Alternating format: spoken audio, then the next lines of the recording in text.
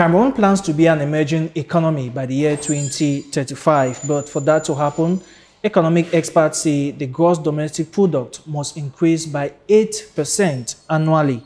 Small and medium-sized enterprises are key to realizing this, but the situation on ground leaves much to be desired.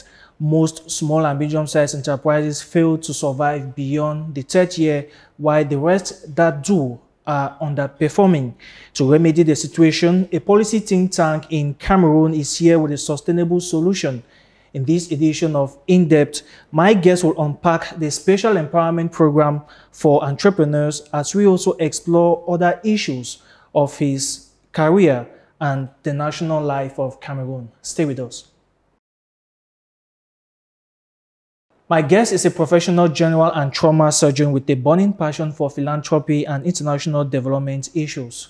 Currently at the University of Tennessee in the United States, he was faculty in the Department of Surgery at Johns Hopkins University and staff acute care surgeon at LifeBridge Health in Baltimore.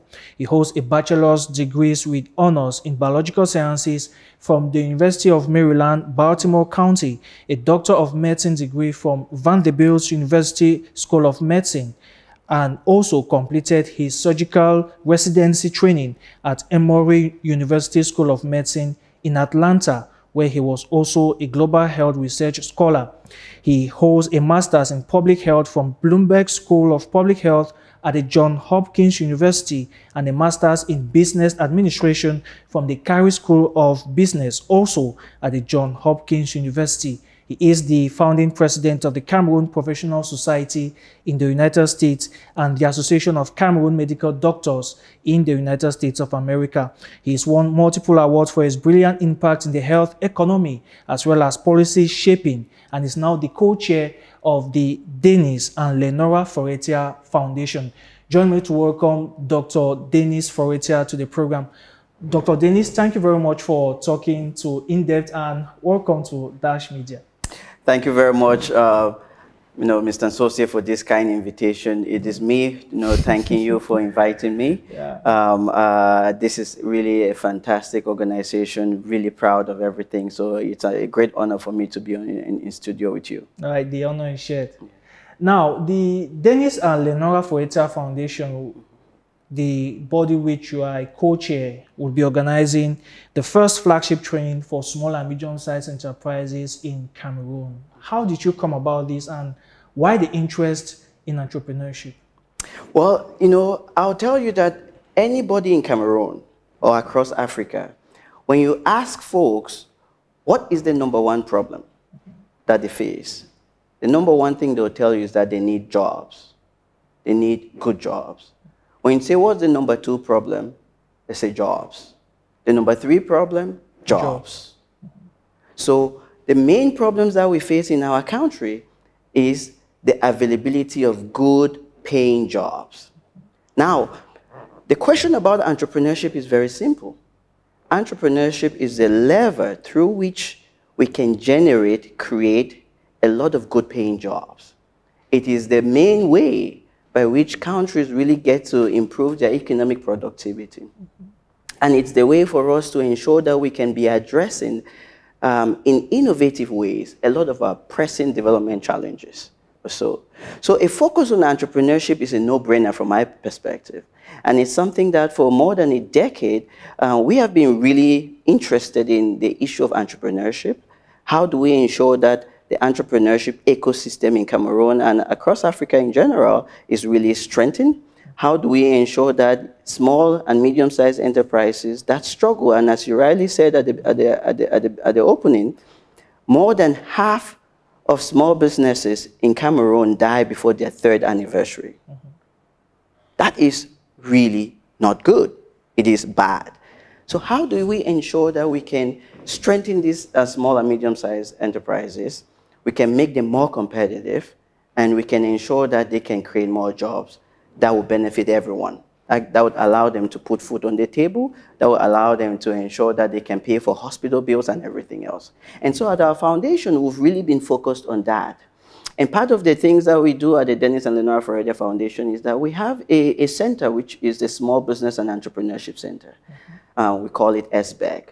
SBEC is really our way for us to understand the challenges that small businesses are facing. How do we develop solutions to help our small businesses thrive? And part of what we are doing is launching this small business SME flagship training program.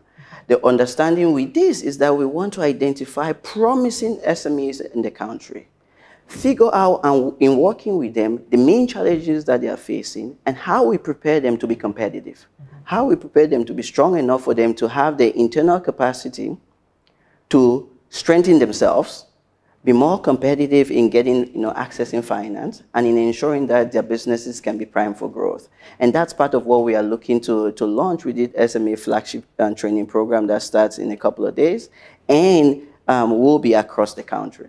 All right, what would be the target audience? We know that it's about the youth, but now within the youth segment, are there mechanisms for women in particular to embrace entrepreneurship?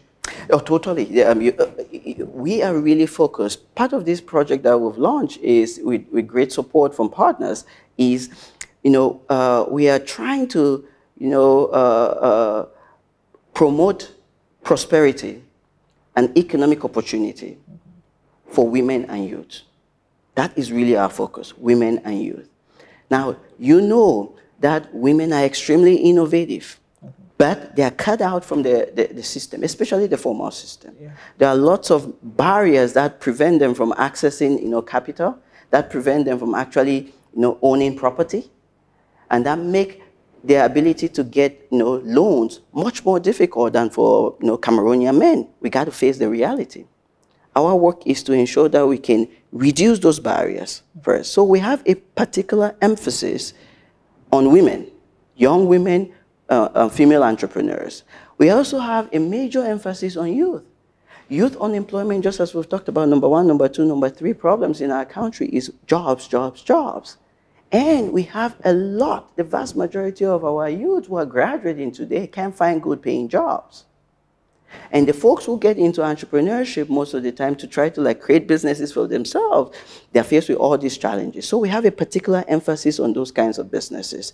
Young, promising businesses across sectors, not just, tech industry, which is very important, but also agricultural sector, the service sector, the different areas or so. We want to see those entrepreneurs who can tell us in very practical ways what is their number one problem. Because when entrepreneurs, from our experience, when entrepreneurs are able to articulate in exquisite detail the major challenges that they face today and what they need today in order to ensure that their companies, their businesses can be transformed for the next 6 months, the next year, those are the kinds of entrepreneurs we are looking.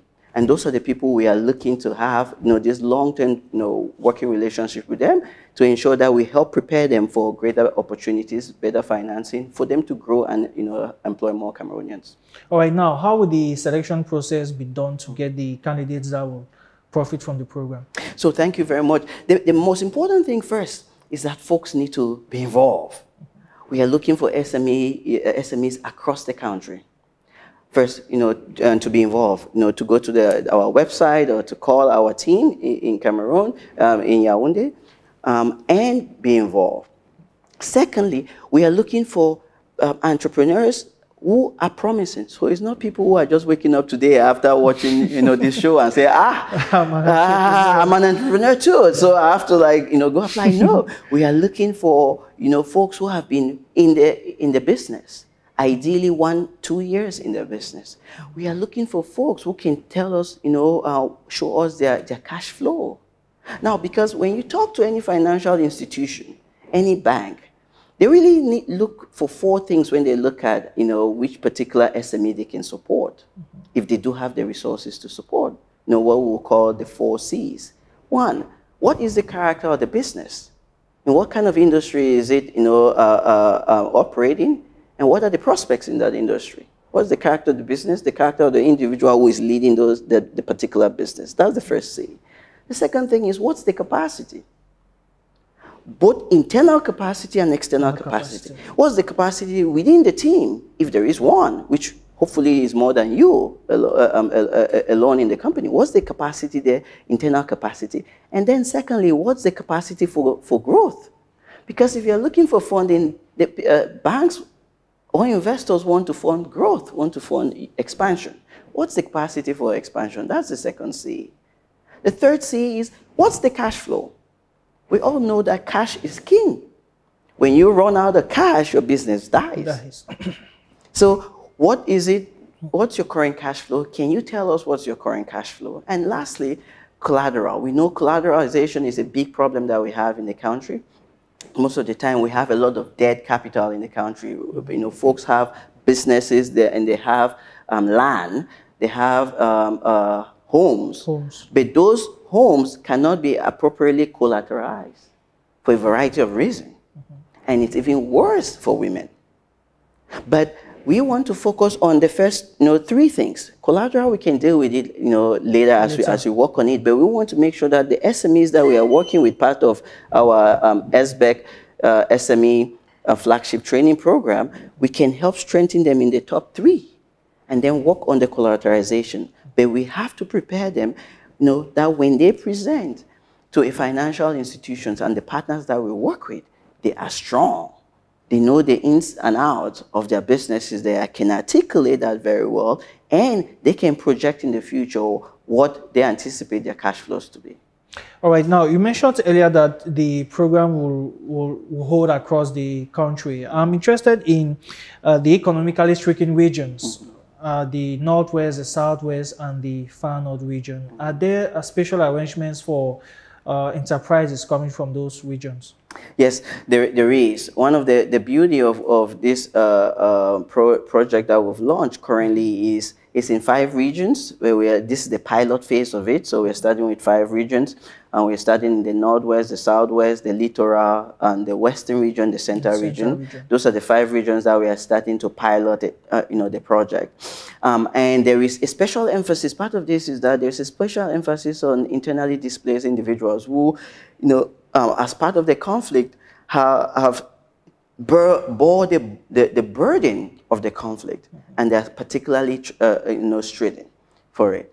They are the ones who need a little bit of support, more than the average Cameroonian, to be able to put themselves on the pathway to creating a sustainable enterprise. So there is a particular emphasis for folks in the Southwest region, the Northwest region, and also in the IDP communities in the Western region. There's a lot of IDPs in the Littoral, in Douala here, and also in Yaoundé. So there is a specific emphasis on that, yes. All right. Now, why should an entrepreneur come for this particular program? Well, you should come if you are interested in growth, in growing your business. If you are interested in understanding a lot of the intricacies that is required for you to move to the next step, to formalize your business, to be able to work closely with partners and funders, and to be able to ensure that you have a management structure within your enterprise that would ensure that you are competitive, and your enterprise is well situated to deal with shocks, both internal shocks and external shocks. We all are in the post-COVID era, or some will say still in the COVID era, and COVID has decimated a lot of our SMEs.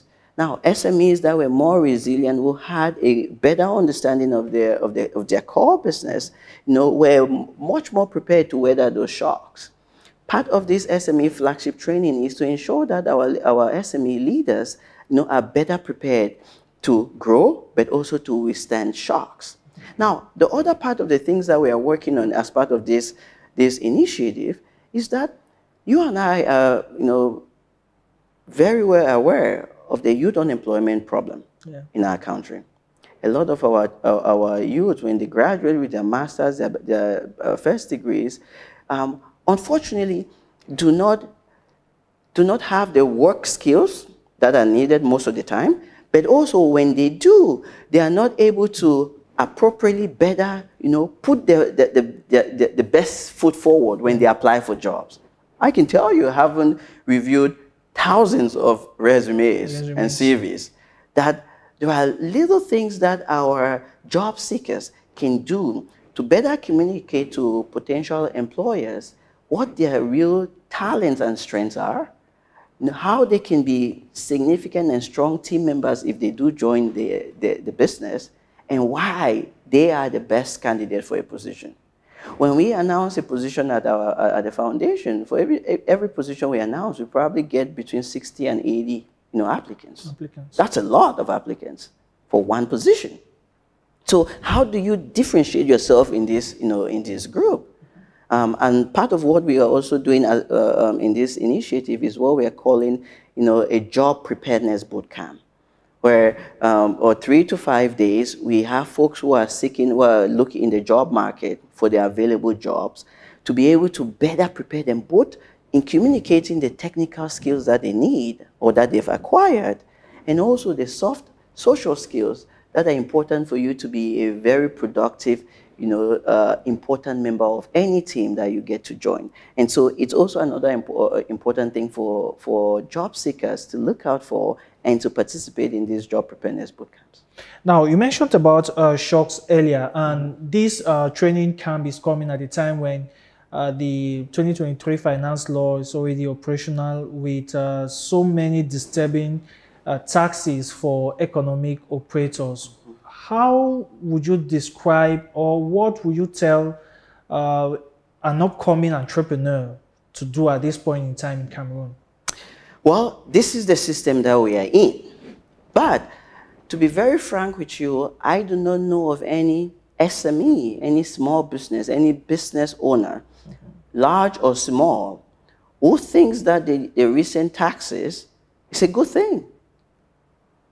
I need someone to tell me, to go on the mic. It's always been a problem. It's always a problem. It's always a problem. Now, you and I know, before even the law was passed, this new finance law, the World Bank estimated that, for businesses in the formal sector, we were paying at least 58% of profits as tax. We're being taxed at 58%.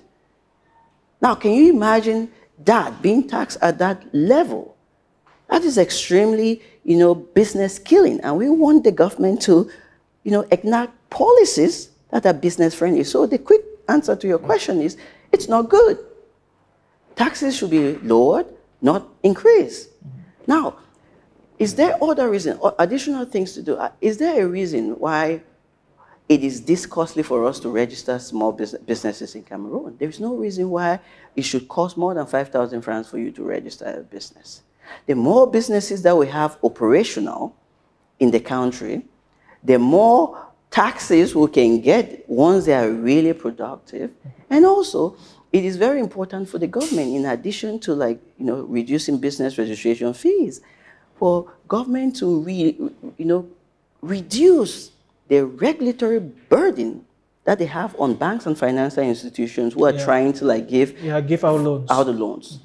Because currently, most of our banks operate as just short-term deposits, where small businesses and businesses are looking for medium and long-term loans. But banks are not appropriately incentivized to provide those kinds of medium to long-term loans for SMEs. So the government, in creating a business-friendly environment, should intervene in that area to ensure that there are incentives for more medium and long-term loans. And one of the other things I will add, is that when you look at businesses and formal businesses, the rule of law is really key. The rule of law. How enforceable are contracts? Are contracts between businesses enforceable, in the court of law in a timely manner? When you look at where we rank, we're not performing very well at all. I mean, I'm talking to a Cameroonian who knows they're doing business report. They're doing business report. So that enforceability needs to be there. Everyone in the business environment in Cameroon will tell you that. So those are things that the government needs to be doing to be able to create a more business-friendly environment, but not to be making visit technique and other things, paying more stamps have gone for more than 50% on stamps. Those are not strategies to stimulate the economy. Now, how can enterprises survive these challenging economic times? Yes. So part of the reason about survival, I would say, our SMEs, our businesses have already have been struggling to survive for a very long time. Have been struggling to survive for a very long time. Now, part of the things to do, most SMEs leaders will tell you is, understanding your environment, the immediate environment that you are in, and your staff. How can you, reduce overhead expenses? Not easy for it. How can you be more efficient? How can you convert things to technology to have, in the digital, to be able to collect more of our payment infrastructure to be able to do that? So within the current infrastructure and ecosystem, businesses have to really focus on innovations. What kind of digital technologies can they adopt to streamline a lot of their internal processes to ensure that, they can reduce overhead costs, but at the same time reach more clients, more customers. So those are the things that folks need to try to do. And I'm preaching to the choir. Most small businesses understand that. That's what they tell us in the interviews that we do with them. It's very clear. But you cannot underestimate the power of economic policy in shaping outcomes. Yeah. So there is a major onus on political leaders to ensure that the environment is created suitable for a lot of these developmental, opportunities to take flourish. All right. Now, we all know that the Ministry of Small and Medium-Sized Enterprises has been supporting initiatives like these. Have you met the government about this initiative, and how responsive have they been? Well, first, I want to, commend the Minister of Small and Medium-Sized Enterprises, because he has been pushing on this issue. Our team at the Nkafu Policy Institute, we work very closely with the ministry. In the last cognac, where part of the, we help organize the last cognac about the key issues in the country to work on. So first, and they've been supportive in a lot of the startups in the country. So they've tried to move their agenda. But there are still a lot of things that remain on the table to do.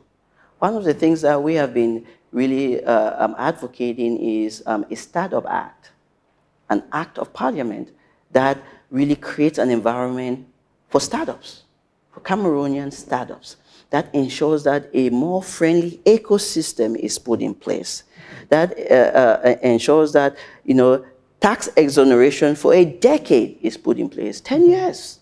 Tax exoneration for starting businesses, for them to have a breathing space to be able to do work and be able to grow their businesses. They're not going to run away. They're going to employ, Cameroonians. They're going to bring new technology into the country, as they are already creating, new technology. So a lot of things within this Startup Act is what we have been pushing for it. A lot of legislation on the barriers to business growth, especially barriers that prevent women from participating fully in the sector.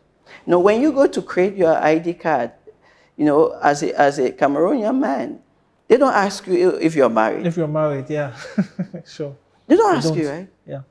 Why are you all asking our women who are married? And even on the ID card, exactly, it's stated there. Exactly. Yeah. Why?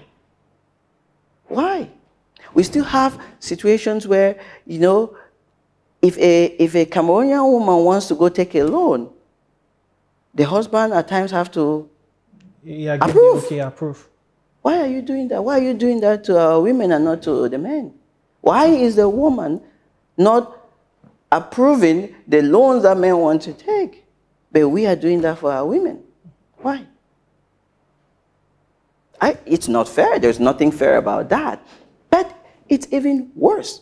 The reason it's worse is because it actually, reduces opportunities for women. And we all know, for people like us who are married, marriage is ups and downs. This day you wake up and you say, you have a small query, and then the husband says, I'm not going to sign this stuff. Why? Why do we do that? No, women and men and youth, we should create environments where we are free to be able to take advantage of economic or other opportunities that present. And when we are free to do that, we open up opportunities for everyone. And we ensure that people's skills and talents, are best matched for the opportunities that are out there. They are not controlled by arbitrary forces, but it is now left for those individuals to take the reins for that. So those are some of the things that we need to change. But that Startup Act would be a good direction for us to go to ensure that we continue to support the ecosystem and make the ecosystem for startups much more robust in the country. All right, now away from the SMEs training camp, let's talk about your career as a general and trauma surgeon. What motivated you to get into this critical field of medicine? Well, it's a great thing to be a surgeon and a doctor. I cannot see myself doing anything otherwise. It's an awesome feeling when you operate on an individual who is near, is struggling, and then within a couple of days, they're back home with their families, celebrating Christmas, holiday, having fun, getting back to work and things like that. So medicine has been a passion since when, growing up in Boya, I had a doctor, Dr. Sinjo Motaze, used to be at Boya General Hospital. When I played soccer, growing up, I used to have my knees swole. And I would go and he would give me an injection. I didn't know what kind of injection he would give me, but whatever injection he gave me, he closed it off. And then he would give me direction, don't do this, don't do this, don't do this. But guess what? I'll still go ahead and play. And then I'll come and I'll lie to him. No, I didn't do this. And he would give me whatever medication he prescribed to me, treated it. So I was really fascinated by this guy who, whatever I told him, good, true or lies, so he was able to give the right thing. And it took me, down this path of medicine, which I have really enjoyed. And it is something that is which I'm passionate about, not just, abroad where I practice in the US, I'm fully as a surgeon, but also the work that we do in the country, in the health environment, in developing that. So the drive has been the need to be able to ensure that, folks can be healthy or can be returned to a health state that allows them to pursue their passion. And that's what, drives me on this. All right, now, what is your assessment of global surgery today? We know technology has come to help practitioners get the job done, but generally, what is your assessment? Well, so there have been significant advances in medicine and surgery. That is undeniable. We know technological advances in medicine and surgery, but at the same time, I don't want to say traditional, the core aspects of medicine have not changed significantly. Patient care, direct patient care, meeting your patients, seeing them eye to eye, examining them in a good history and physical, and having a very strong, honest conversation with patients regarding their prognosis. What's the problem? What is it that is the solution for it? Where can they have that addressed? And their expectation that they should have timely, accessible, quality, affordable care across the board, right? That is the drive. Now, when you look at countries like Cameroon, Sub-Saharan Africa, and our strategies to be able to provide that to our patients, there are major gaps. Folks are working within their system. That's there. The percentage of funding that's going to health is not significant at all. Now, in a country like the US, 21% of, the GDP is in the health sector. In the health sector. 21%. It's even slightly larger than the defense sector. Okay? Now, in Cameroon and in many sub-Saharan African countries, back in 2000-2001, there was an Abuja Declaration. Health ministers met in Abuja more than 20 years ago to declare that African countries should aim to spend close to 15% of their budget. Yeah, in the health sector. In the health sector. We don't spend up to 5%. in the health sector. So we have talented individuals who are handicapped by the system. Handicapped by the system. It's not an issue of knowledge. No, it's not an issue of know-how. You can bring the best neurosurgeon in the US and have them practice in Cameroon. Their outcomes will not be better than our surgeons here. Those who have been here. It's not an issue about competence or know-how. Cameroon, most of my friends are doctors here, right? So, and we competed in school, smart individuals. So it's not an issue of competence. It's an issue of how do you optimize the system. Because if I do surgery, do great surgery, and my patient leaves and goes into the intensive care unit and starts having trouble breathing, and there is no way to do an intubation, my patient is going to die, even though I've done great surgery. Great surgery. So it's an issue of how do we build the system? How do we optimize the team? How do we ensure that the team members are appropriately comfortable identifying potential problems and puffing that up sooner to leadership to ensure that it's addressed? And how do you open up the system to bring innovation, especially for diasporans, Cameroonians abroad, to make sure that you can, with one goal, being the optimization, the improvement of the care that is delivered across the board to each and every Cameroonian. How do you do that? There are many ways to optimize that. And we have to focus on strengthening that system, that health system in the country to be able to deliver that. Which means the policymakers must make it a priority. Must make it a priority. Now, the policymakers must make it a priority also. But let me give an example. When you look at training doctors in our country, just in the training doctors, obviously training doctors is a very important thing. The government needs to ensure that everybody who is being trained, who is coming out, meets the requirements for you to practice as a doctor, a nurse, or whatever in the health field. But it is not necessarily that that training needs to be, focused on government institutions. Yes. Government should, in addition with the medical, order, put the standard that must be met in training and ensure that private sector that wants to engage in training folks would have the opportunity to do that, and the standard is maintained or elevated. Because the more competition you have in any system, the better outcomes you get, the better pricing for our patients. We see that only with mobile technology. When you have a few more competitors in the ecosystem, service improves, cost drops down. Cost drops. Same thing. When you look at medical supplies, for medical supplies, system needs to be opened up. The standards needs to be well defined, strictly enforced, but it needs to be fair and competitive. If we are able to do that, we would open up a system for real innovation. And that would drive, we see that in other countries, in Kenya, we see innovations in health.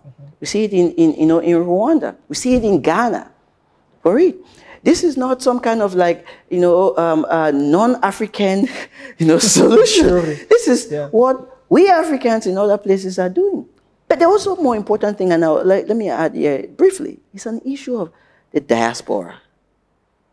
Because the diaspora has, when you think of anybody in the, specialty, in medical specialty, when you look at Cameroonians across the board, diaspora in Europe, anywhere, in the US and all of that, we got it. Yes.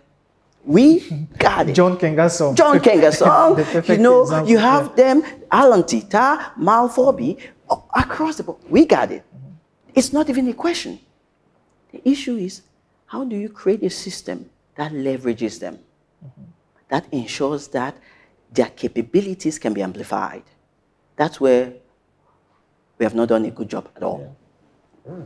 All right. Now, one other major challenge in Africa is about the management of health institutions. I was doing some research and I found out where you said that you are in favor of doctors managing health institutions. How important can that be to the efficiency of the sector? Extremely important.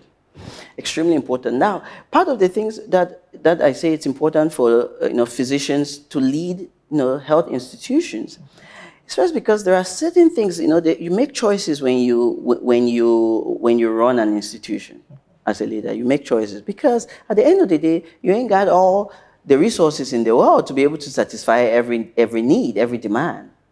You have to make choices. There are times when folks focus on cutting costs. Now, I'm not against cutting costs, but you have to figure out which kind of cost to cut. Which kind of cost do you want to reduce? When you are in a health system, you understand the full gamut of the cost, how to reduce the overhead expenses, what kind of partnerships will lead to growth, which ones lead to growth. But I'll talk a little bit about some kind of incentives that physician-led organizations tend to have. There are times when you go to do an operation, there is what we call the turnover time. You go to do an operation, the operating room, you need to do many operations. You have a hernia, somebody has to have a hernia surgery done, somebody has a heart surgery to be done. You don't have, you have a few operating theaters to work. You have 24 hours in a day. And at times you don't even have electricity. So you have daylight time to work or things like that. How do you ensure, efficiency in all of that? There are incentives that, physician-led, systems, and if you have a doctor who is running those systems, you say, okay, this is how we can incentivize folks to help turn their operating room theater faster. That way we do more surgeries, more operations. That way we all the operation, the backlog in operation that was there is no longer there. And you can do more surgeries for our patients. So those are some of the things that, it's very important for physician-led organizations to have physicians leading healthcare institutions. All right, now, experts also say that the perception in the medical field must also shift from individual to a team sport. Why should medicine be a team sport? Oh, if it's not a team sport, then you don't yet understand. Yeah. If medicine is not a team sport, if you think you are the Hopkins-trained surgeon, and so you are it, my friend, you are going to kill many patients. You're going to cause harm. The first thing that, as a team sport is you have to tamp down your ego. You have to tamp down your ego. You have to ensure that everybody on your team is sufficiently empowered to identify potential errors and speak up for us to prevent that error from happening. When you have errors that happen in the medical system, it's not one thing that leads to an error. Not one. It's like multiple things. A chain reaction. A chain reaction. And 1, 2, 3, 4, 5, 6 potential places where that error could have been stopped. But because systems are not sufficiently empowered, individuals are not sufficiently empowered within a system, say, no, my thing, it's not my thing, it's not my problem, for it. We used to have that problem in the airline industry. There was a time where, you had a lot of airplane, accidents, crashes, and near misses. At times with Asian, a particular airline, Asian Airlines. And when you did a root cause analysis of why, that airline was more prone to near accidents or accidents, it was because there was a culture of superiority where the pilot and the first assistant, even if That first assistant saw that there was is that the runway that we are actually using? I'm not really sure. He will be scared to tell the He will be scared to tell the pilot, so, can we like double check? Just double check. And the other person, the technical person also be like, I think we need, but they were scared because of the respectability that was there. No. And they realized that that was the root cause of the problem, and they changed the culture, making it in such a way that everybody in the system, if you see a problem, you speak up. Me, as a top surgeon, I don't chastise. I cannot chastise, whether you are the person who is cleaning the operating room or whatever, for seeing a problem. I have to strengthen you, empower you, to be able to speak up and identify that. Because once you create that system, the team is going to go to bat for you. And a strong team is going to outperform anything. It's the team. So if you have systems that people think that I'm going to recruit the top doctor and will be it, no, you are undertaking the wrong agenda. It's a team's effort. And we need to tamp down our ego. One thing I will say also is what we call mortality and morbidity conferences.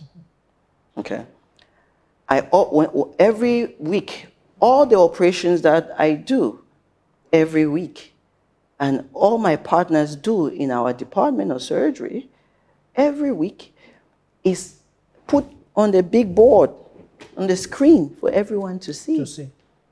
If you came in and you had gallbladder problem, appendicitis or so, and then we did, surgery for appendix was done, and you had a major complication, we got to talk about how in the world did that happen. Because normally you should not be having those kinds of complications. But whether you are the chair of the department, or you are a new surgeon, or you are a student who is training, you are empowered to speak up, to ask questions, to ensure that that complication does not happen again. And that people learn from it. And those are the systems that needs to be across the board in our country for us to be able to talk openly about potential complications. We see this happening more in Ghana, in Kenya, and all of that, potential complications. But more importantly, what are the lessons learned? How are we going to make sure it doesn't happen again? And so those are things that within systems, within healthcare systems, needs to really put patient first. The experiences that patients have at the core of what is done and the decisions that are made. All right. In Cameroon, over the past few years, we have seen a series of health scandals where you always have a conflict between the patients or the patient's family and the hospital management. What do you think can be done in a bit to avoid some of these hitches?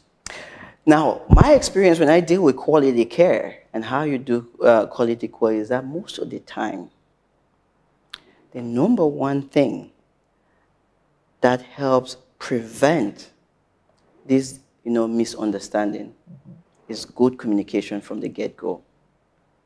Good communication. If I am meeting a patient and the patient needs to have an operation done, if the patient is too sick for me to talk for him or her to understand better what it is, I talk to the family members, right? Say, this is what the problem, these are the things. I am honest, straight up with them about the risk involved, what is it we are looking to do, what is the prognosis after surgery, what are the potential complications, and we are clear. And after the operation, I come and I talk with you. Every day, when we see patients, talk with you, talk with the family and all of that. When that is done from the beginning, a lot of the issues, get sorted. Patients and their family know that you, the doctor, you are on their side. On their side. On their side. You are advocating for them. You are treating them like your wife, your mother, your brother, your sister. Exactly that way. That solves a lot of the issues. Now, even if after that is done, you still have issues, especially when you have complications. If you say you're not going to have complications, it means that you're not going to be a medical doctor, or you're not going to do surgery. Because complications are bound to happen. There are complications that we say are never events, should never happen. And so those are ones that must be figured out. Why is it? For example, when you have an issue like what happened to, Monique Kumate, as an example. Monique Kumate. Those are things that shocks the system, or should shock the system sufficiently for us to say that should never happen. Never happen again. It should be a never event. It should be a never event that folks, come and they are in front of a healthcare institution and they are not provided service. And average Cameroonian citizens have to, step up to try to save the young lady's life. The young lady's life. No, that should never happen, and it should shock the systems sufficiently to be able to make changes. I'll tell you that, that situation had a profound, impact on me or on Cameroonian doctors in the US, because that situation really shocked us. I remember, the day that happened, I was in Baltimore, and my wife, Lenora, we're sitting in the living room, and she just was crying, bawling out her tears. How could this happen? And then she looked at me and said, "Babe, what are you doing? What are you doing? What are you guys doing? Cameroonian doctors here, there are many of you. What are you guys doing for it?" And we had been trying to do stuff, but that was the day that I called 3 of my friends, doctors, and I said, "Guys, we need to do something. We need to do something." And within 3 months, we had established the Cameroon Doctors in America for it, to be able to help impact, care delivered in the country, to be able to work with our Cameroonian-based colleagues, my friends, our friends here, to be able to figure out what are the systems that can be improved, to be able to leverage the expertise and talents of, colleagues outside Cameroon to help better the system, but also for us abroad to be able to also grow and help each other grow and have way more impact. But those are things within the system that, situations like Monique Kumate needs to shock, needs to really shock. It should be a never event. And some progress have been made, but not sufficient at all. Not sufficient at all for what we expect of, a strong, proper, functioning healthcare system. Okay, now, you are the founding president of the Association of Cameroon Medical Doctors. You just mentioned what has been going on so far. Can you take us to what the association now plans to do to ensure that it contributes its own quota to a very good healthcare system in the country? Yes. No, I have personally been involved in many initiatives, and the Association of Cameroonian Physicians in the Americas is like one of them that is extremely important.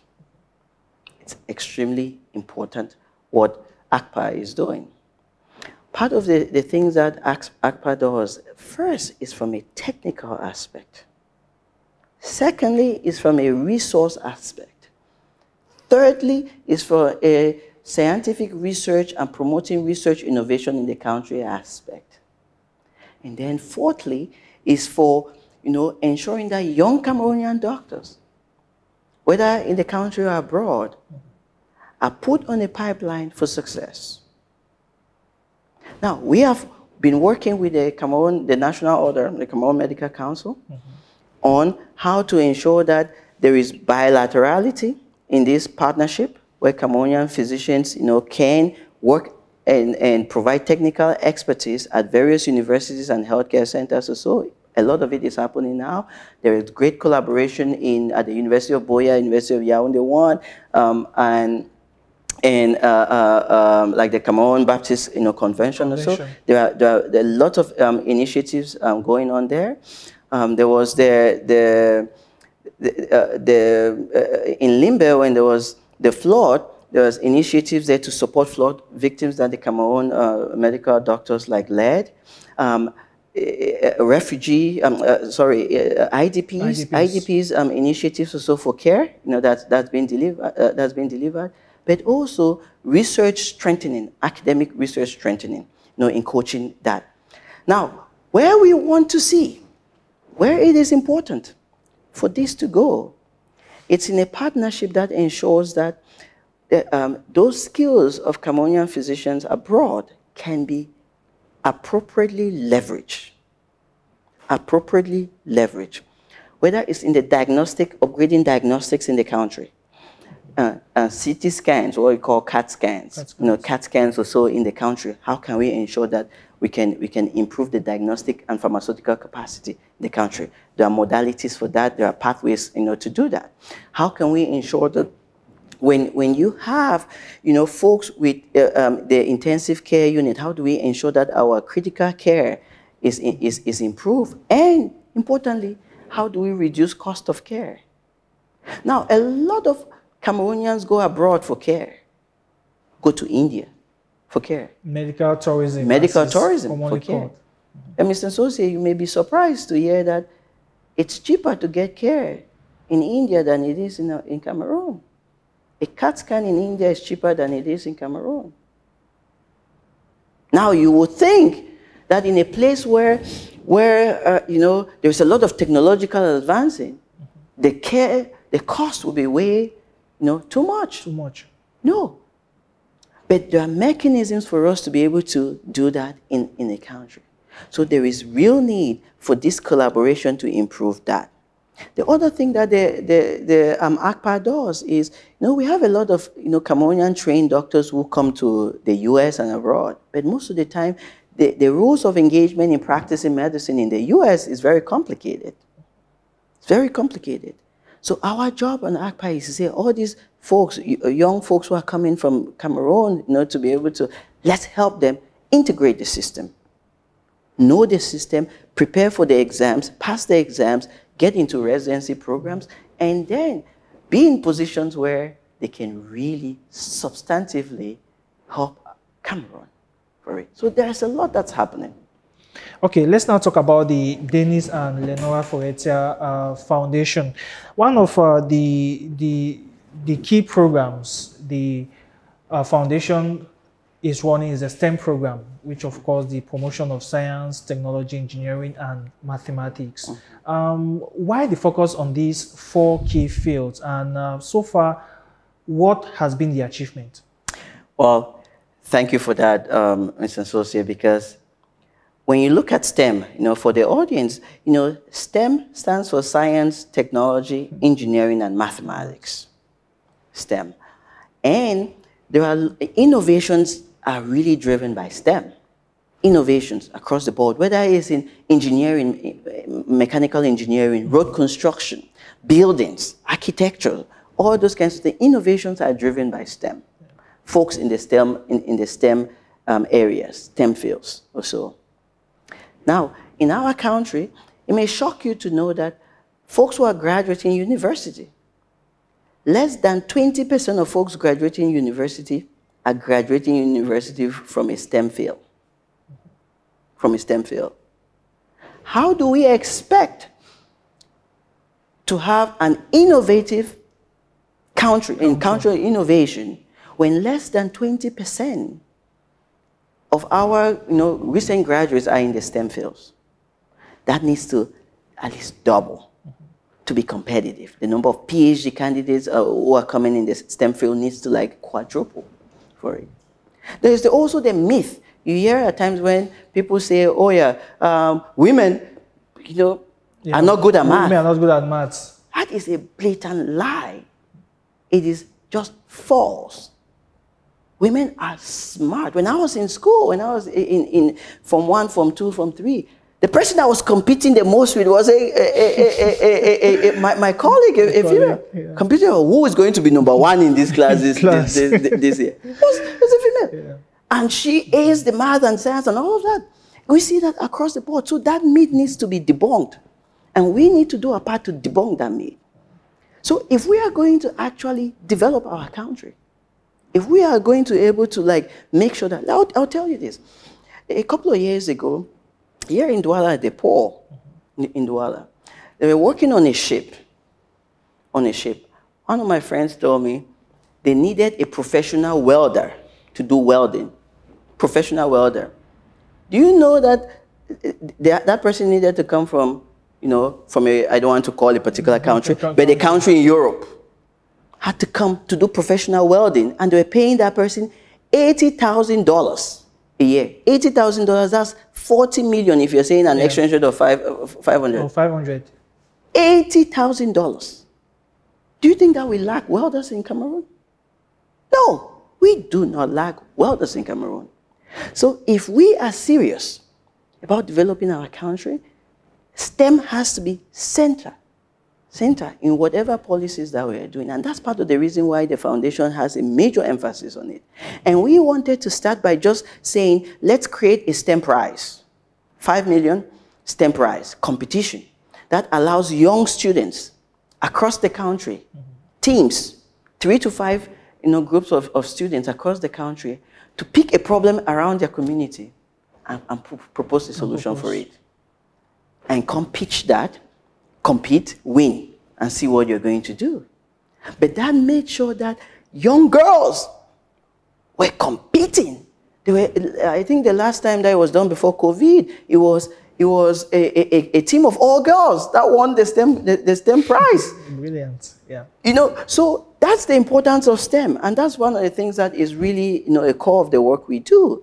But there is a variety of things that the foundation does. The Nkafu Policy Institute is really focused on policies, because when you change a policy, just like today we're talking about taxes that have been imposed, now that affects the entire country.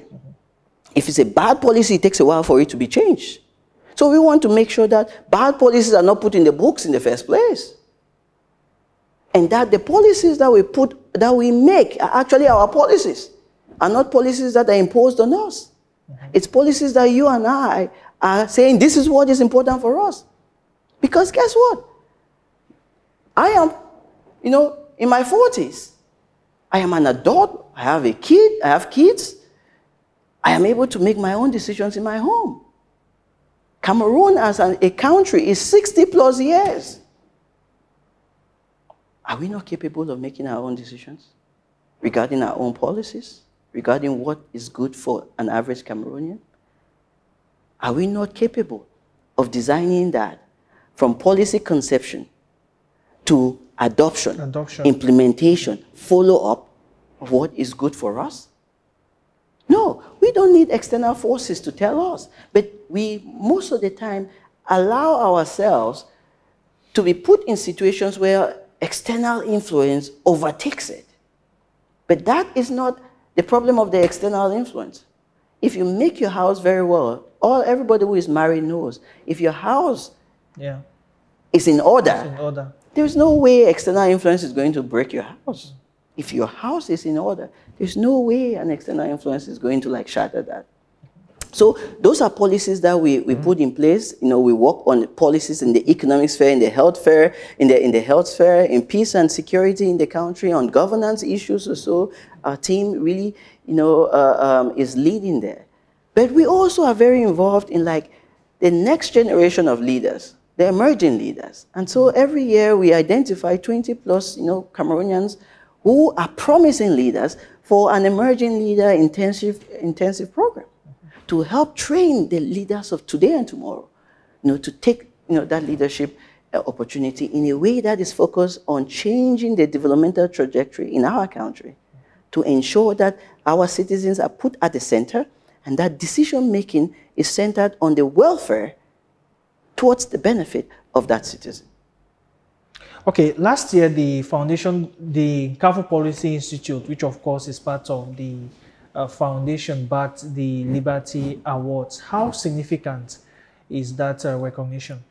Well, the Liberty Award is very significant, and so this is the testament to the team at the foundation and Nkafu Policy Institute, because this won the Africa Liberty Award for promoting policies that ensures that a regulatory environment is more conducive for businesses and for individual freedom. On the work that we are doing in promoting women entrepreneurs, in promoting a better business environment in the country, in ensuring that there are more opportunities for new facilities and hospitals to be created for it. So that is really significant. And it's part of the things that we say that, one of the things that really is amazing is just the sheer amount of talent that we got in the country. Sheer amount of talent. When people tell you that Cameroonians can do, they don't know Cameroonians. They don't know Cameroonians. No, they don't know Cameroonians. Yes, but there are folks who are just smart, brilliant, downright brilliant, doing amazing work. And it's our job to fully support, promote them. And to promote, an ecosystem in the country that is free, that ensures that each Cameroonian to live up to their God-given potential. When we have that system, or when we get to that point where barriers, artificially created barriers, are no longer there, to decide what my fate is going to be rather than my individual capacity, when we get to that point, then there is nobody that is not going to say Cameroon has not, taken off. Taking off. Because at that time, the ingenuity of Cameroonians will be, in plain sight. Continues to be right now, but it would be at a totally different level. All right, the year is just starting for the Denis and Lenora Foretia Foundation with the SMEs training program. What is the foundation rolling out for 2023? Well, there are many things, just as we talked about. Yeah, we are working on, trade issues within the CEMAC region. How do you promote trade within the CEMAC region? A major initiative that we are launching, later this year. In that perspective, the other thing is on the issue of health research. How do we train more Cameroonians to be better researchers? Right, that's a major focus on our health team, and this coming years. And then I'll tell you the other thing that the team does, because every quarter the team publishes the monetary policy report. Monetary policy report, yeah.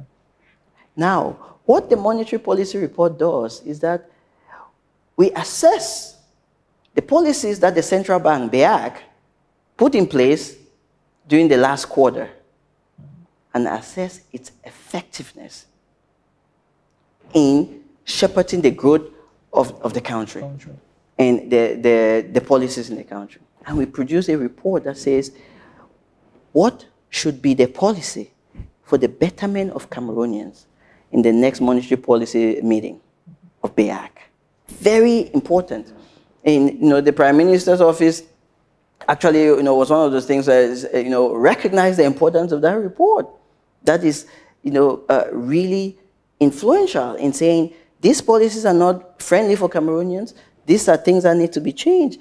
And at the same time, we have to ensure that currency is very important. We are still the only country in the zone where we are living in colonial era monetary policy. That needs to change. And I'm glad that many people in the country and the business environment recognize that those policies need to change. For it. And so those are some of the things that we are working on to be able to make sure that things get better. All right. Thank you very much, Dr. Denis Foretia, for talking to us. Thank you very much. Appreciate this opportunity. Being with you. And we wish to have you some other time. Well, this has been a great opportunity. Sure. I've really enjoyed my opportunity. The opportunity. Thank you. All right. And to you, televiewers, a massive pleasure being with you in this edition of the program In Depth. Until next time, bye-bye.